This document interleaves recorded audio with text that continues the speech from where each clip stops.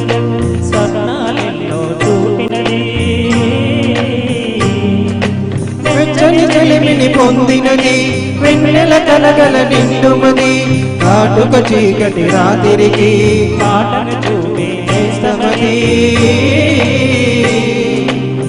చేతికి అందని జాబిలిలా కాంతులు పంచే మణి దీపం బొమ్మల చాటున కోయిలలా కాలం నిలిపే అనురాగం అడగని వరములు కురిపించి అమృత వర్షిని అనిపించే అమూల్యమైన పెన్నిది శుభోదయాల సన్నిధి మనస్సనేది అహో ఒక మనసుకు నేడే పుట్టిన రోజు అహో తన పల్లవి పాడే చల్లని రోజు ఇదే ఇదే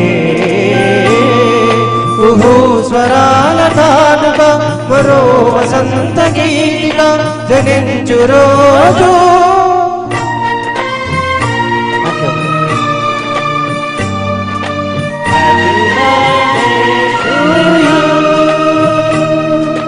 Happy birthday to Sridevi. Happy birthday to you. Happy birthday to you. Happy birthday to you.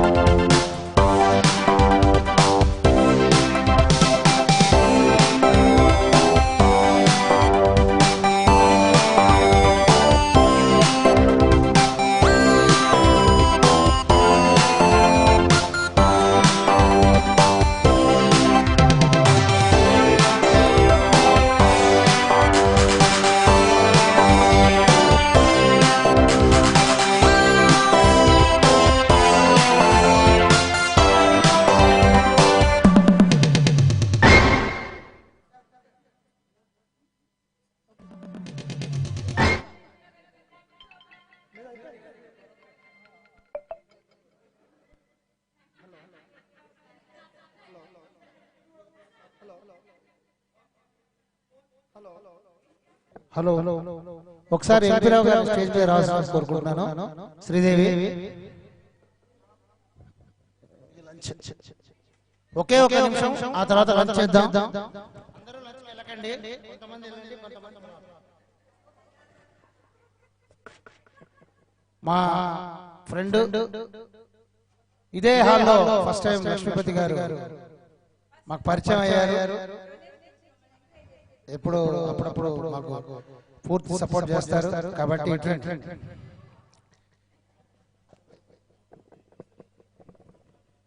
ఇలాగే అన్ని మీట్స్ కి స్పాన్సర్ చేస్తూ మా మీటింగ్ కూడా స్పాన్సర్ చేస్తూ అందరూ ఒకసారి గట్టిగా సపోర్ట్ కొట్టండి. అందరికీ ఇచ్చే గుణం ఉండదు, కానీ ఇచ్చే గుణం కొంతమందికే ఇస్తాడు ఆ దేవుడు.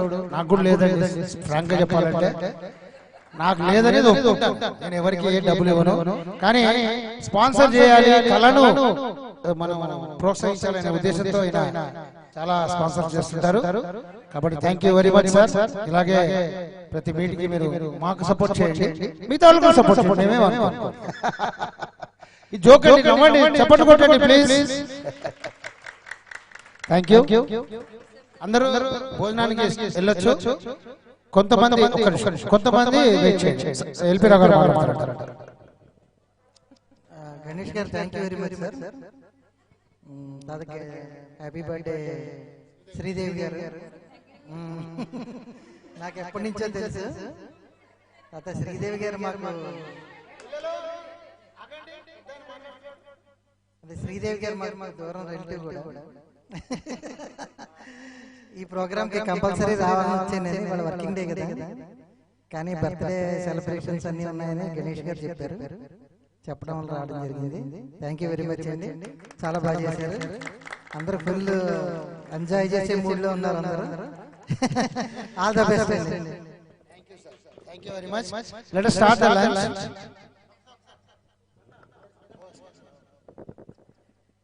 వందన.